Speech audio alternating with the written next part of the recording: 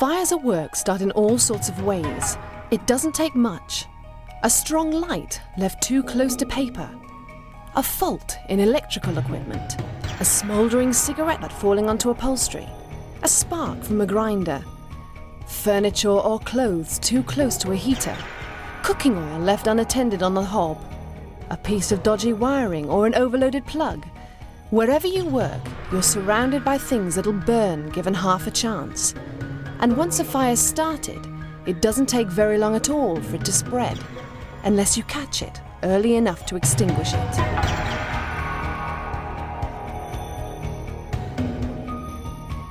If you discovered a fire in your workplace, would you know what to do?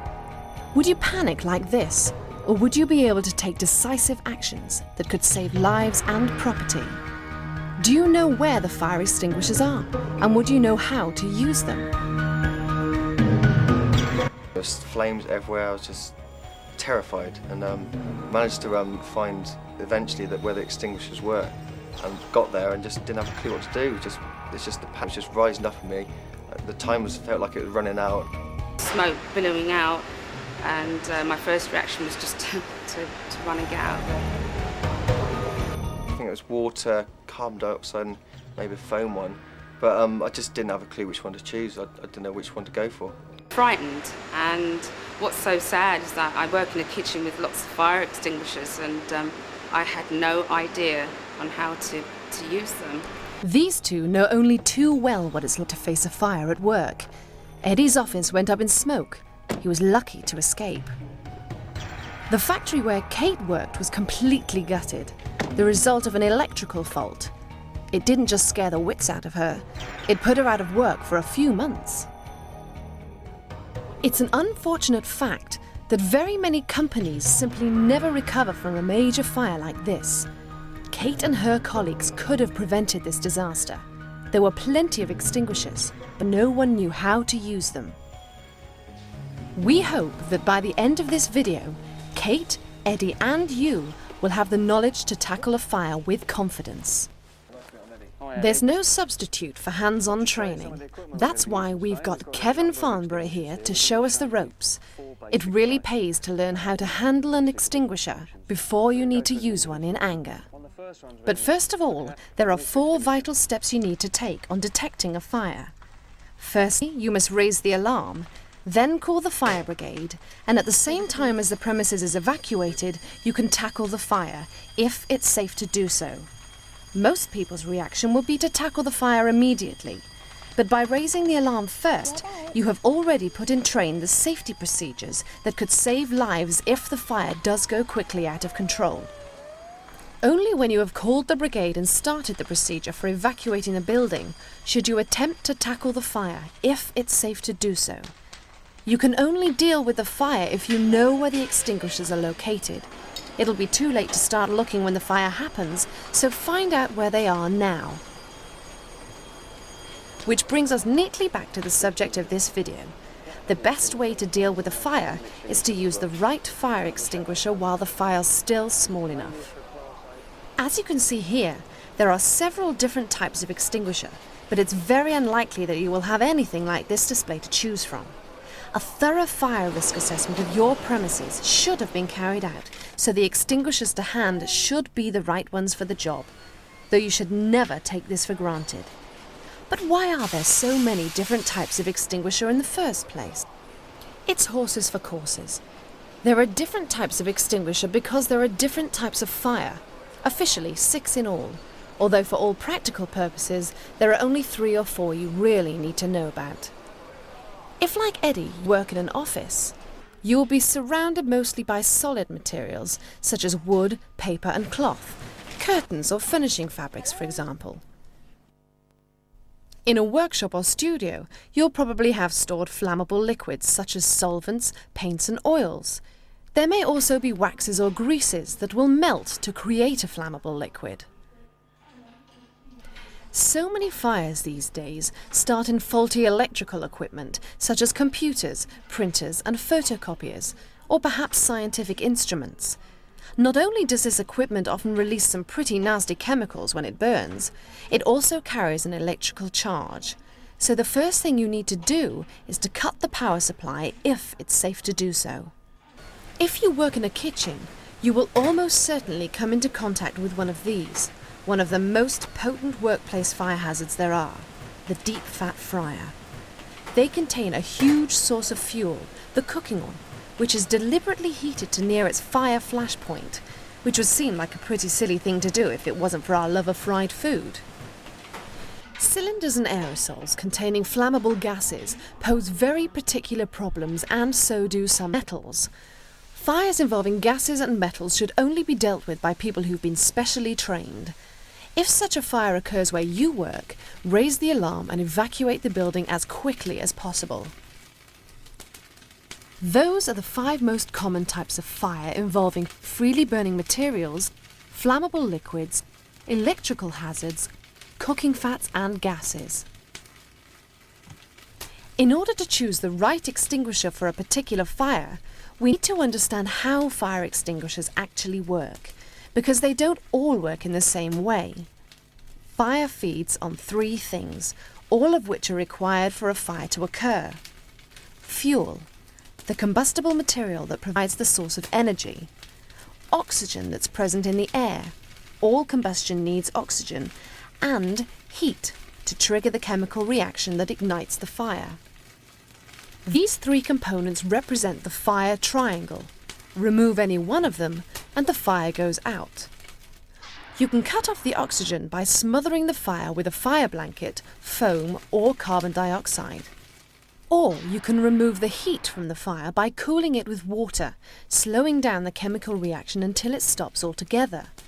In most cases, of course, removing the combustible material won't be an option. Water is the most common extinguishing agent, and it can be delivered from an extinguisher or a hose. The 9-litre water extinguisher is pretty heavy. Nowadays there are smaller, lighter water spray extinguishers with 6 or 3 litres of water plus an additive, which have as much firefighting power but are much easier to handle. Water is best used for fires involving freely burning materials, wood, paper, fabrics and furnishings. It works by removing the heat from the fire.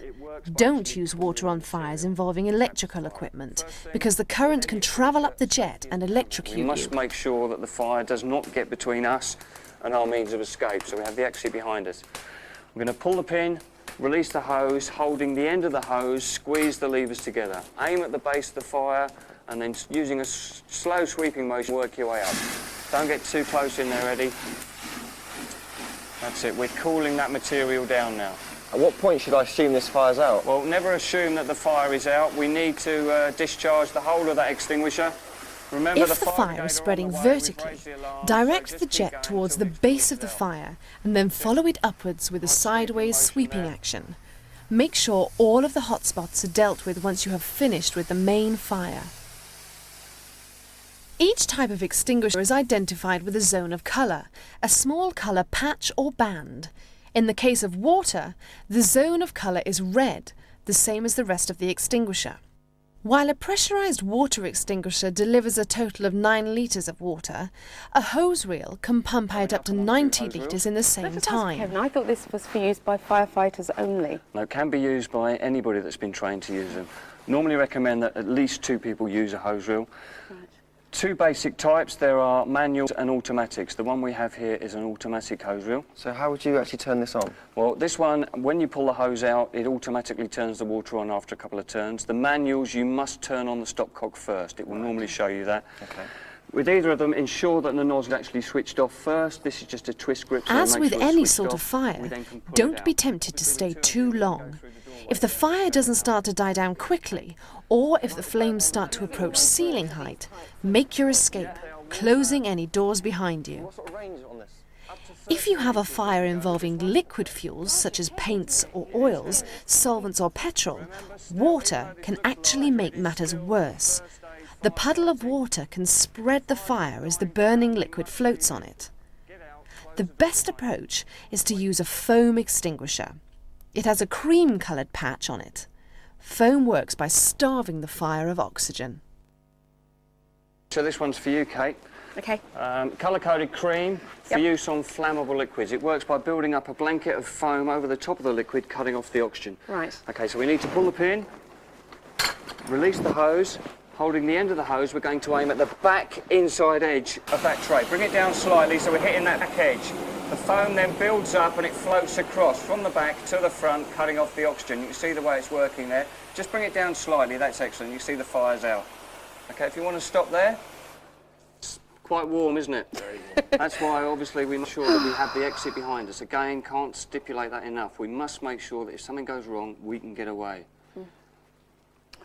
If you accidentally spill a flammable liquid, you can use foam to reduce the risk of it igniting, so it also has a part to play in fire prevention. Foam extinguishers are very useful, but they also have their limitations. They are not suitable for flowing liquids because it's difficult to form a blanket. And because foams are water-based, they are not suitable for fires involving electrical hazards or for burning solvents such as alcohol. And here's the third method of dealing with a flammable liquid fire. This time, in a small container such as a domestic chip pan. A fire blanket works in the same way as a foam spray, by starving the fire of oxygen. The way to hold a fire blanket, grab plenty of material in each corner. Imagine that you're riding a bicycle. There's your handlebars there. Stick your thumbs out and then turn your hands in so your hands are well and truly protected from the fire, okay? Plenty of distance between you and the blanket. You just walk forward. When it touches, straight over. So if you want to come round here, okay, so make sure that's right under, great.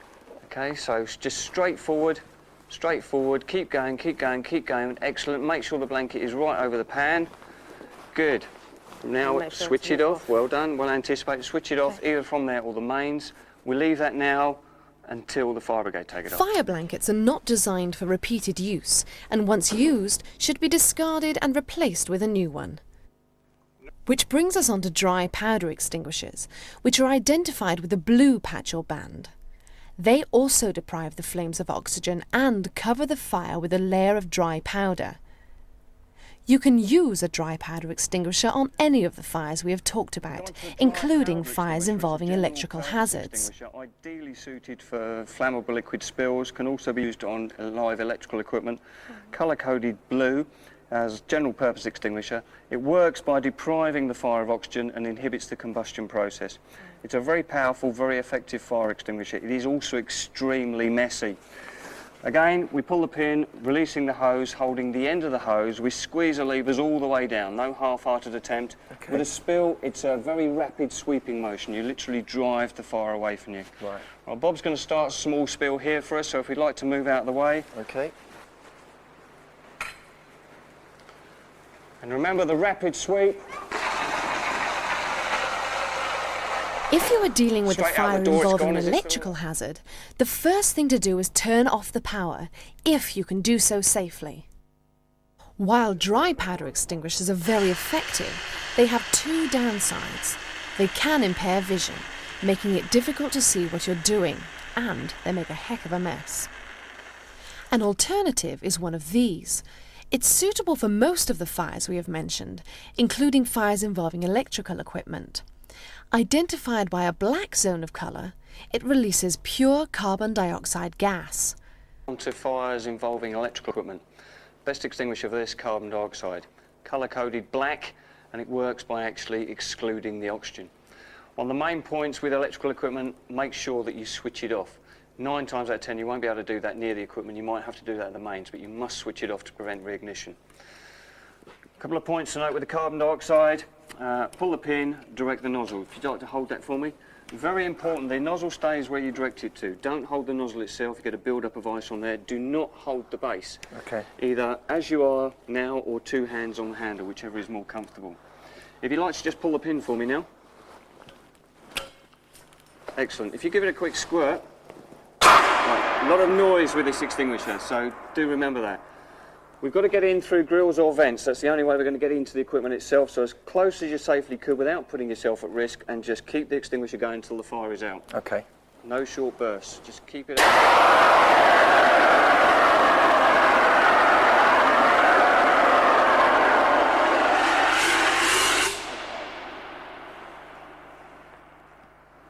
see, a very noisy extinguisher. If you feel this now, you can feel it's getting very cold. Yeah, very In a minute, cold. that will actually get a build of ice on there. That brings us to cooking fats and oils, a fire hazard that has denied many a chef of a place of work and many a diner a meal. And of course, if they are in a residential establishment such as a hotel, the consequences of fat and cooking oil fires can be devastating. The first thing to say is that pouring water onto a chip pan or fryer fire is extremely dangerous and will make matters much worse, like this. Until recently, cooking fat or oil fires were fought with either foam or with a fire blanket, neither of which was ideal for the task. Now a new type of extinguisher has been developed specially for use in catering establishments. It is called a wet chemical extinguisher and carries a canary yellow identification patch. This one, as you can see, has a lance, has a handle on the lance. We have to be at least a metre away from the fire before we actually use this. So about a metre, aim down onto the fire, squeeze the levers, totally discharge the extinguisher. That's how it works. You mustn't just use it for a few seconds and then stop. It works by cooling and turning the top layer into a soapy emulsion, which excludes the oxygen. That about wraps up this overview of fire extinguishers and their use. I hope we have highlighted the importance of understanding how they work and how to use them effectively and safely.